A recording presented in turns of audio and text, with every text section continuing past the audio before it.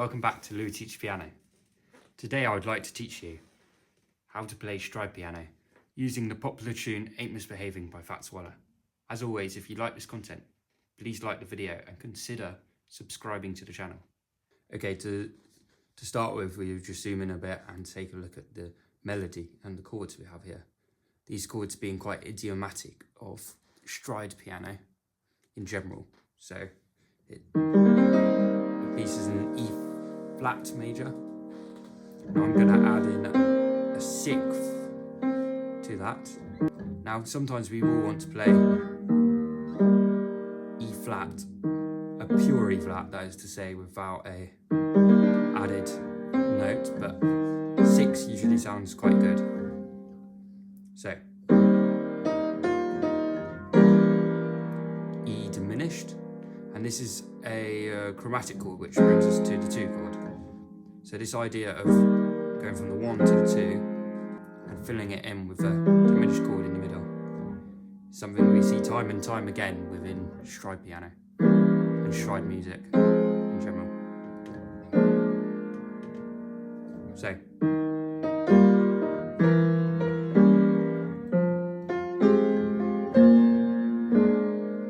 if we take a look at the bass note, we see there's a generally speaking, there's an ascending pattern going on. E, F, kind of B flat, but it could stay on the F. Or, often, it's filled in again with another diminished chord. So in that case, it would be.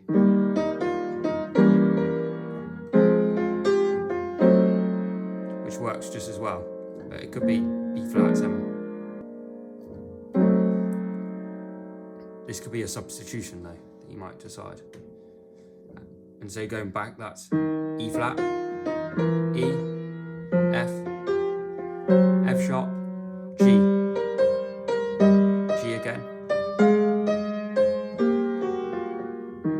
So our general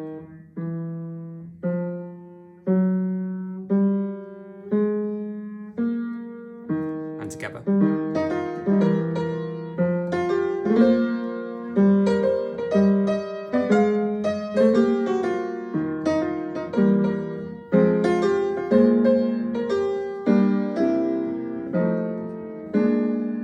Okay, so that's the A section. From this first line bar, we've got what is essentially a circle of fifths, which is also very idiomatic of stride piano and ragtime as a genre. So in E flat, we go up to the third, which is G7, G minor 7, which goes to C7, F7, B flat 7. So essentially it's just a string of secondary dominants. The G minor 7 could also be a G7.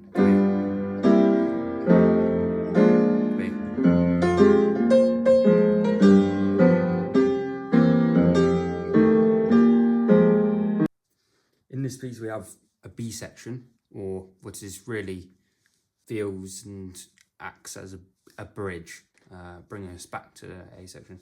In that sense, this piece is a AABA form, or songbook form, 32 bar songbook form. So, for this middle section, it goes like Jack Horner in the corner. So A flat 7. That's just a bit of a random jump. To be honest, the chord doesn't really have anything to do with, except from the shared melody, which is the 5th and the 3rd of A flat 7. But in the corner, don't go nowhere, and then what do I care? Or what do I care? Here we go. Your love is worth the waiting for. The secondary dominants, and then you might want to add in a tritone substitution if you feel inclined to. And back to there, which is pretty much exactly the same as the first time around. So you've got your melody and your chords, but you might be saying, this still doesn't really sound like ragtime or stride piano to me. you might have noticed I've zoomed the camera a bit out now, and that's because we're going to get to the left hand, which really brings a ragtime piece to life, a stride piano piece to life in its authentic style. And this is really what makes a stride piano piece. Pa, pa. They call it an pa.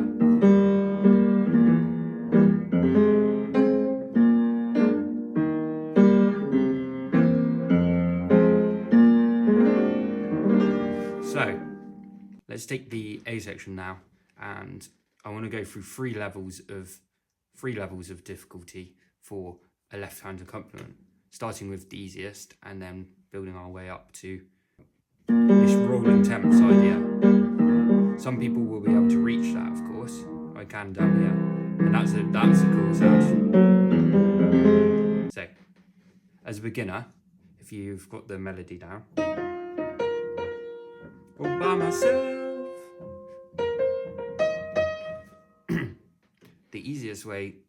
One of the easiest way, once you've got that chord,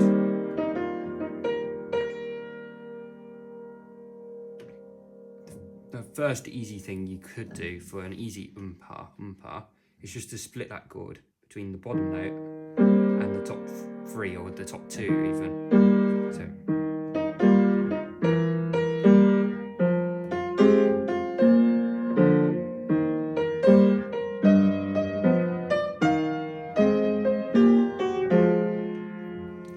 In that way, we'll just take E flat 6, let's call it an E flat 6 because that sounds a bit better.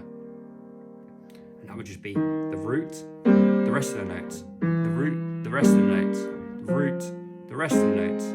Let's do an F sharp diminished. Root, the rest of the notes. The root, the rest of the notes, the root, the rest of the notes. You get the idea.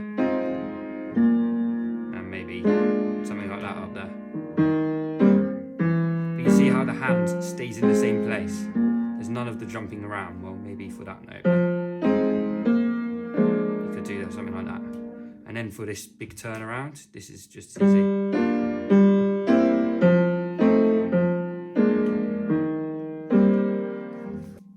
The next idea, though, if you want to introduce some movement, and you can integrate different approaches within the same playthrough, and that's what makes it quite exciting, actually. But the second thing you could do when you're just starting out is play an individual note, almost like a type of walking bass. I'll show you what it sort of looks like. So that would be, I want to talk with, we know that much, but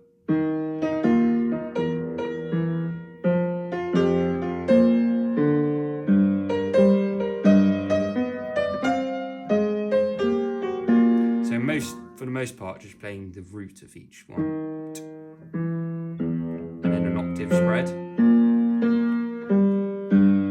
You might want to add in like a third.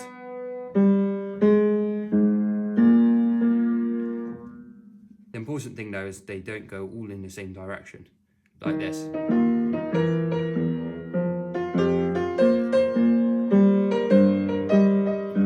You want to mix it up a bit, so down, up. Down, up, down, down again, up.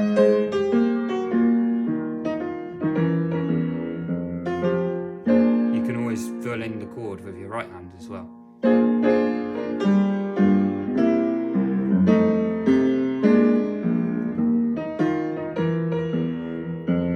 If you're adventurous, you could start thinking about that 10th sound by simply just playing a 10th.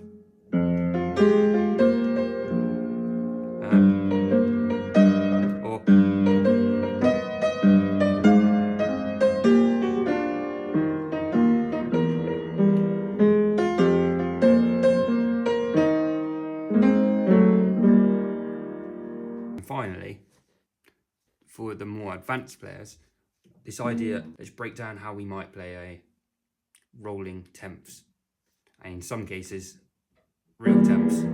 Now this is limited by the size of my hand, and it will likely be the same for you, although some people do have big enough hands to reach that far, of course, but let me show you how I play this at least.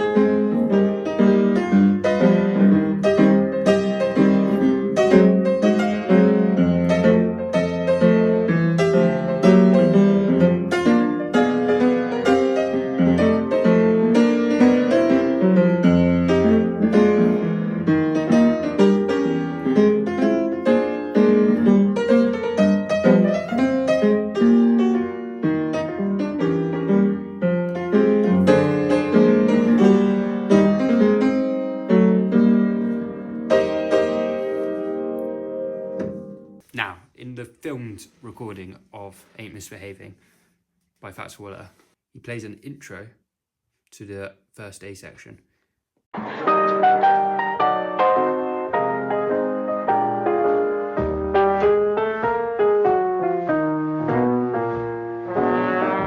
one to talk.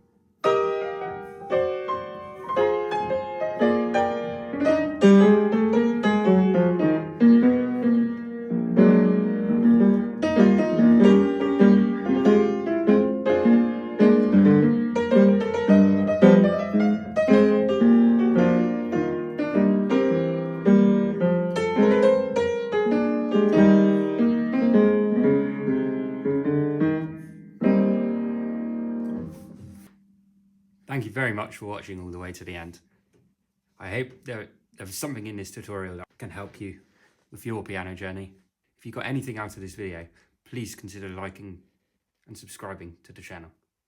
And stay tuned for next Friday. If you have any requests for a specific jazz standard or otherwise, feel free to comment in the description below. See you in the next one. God bless.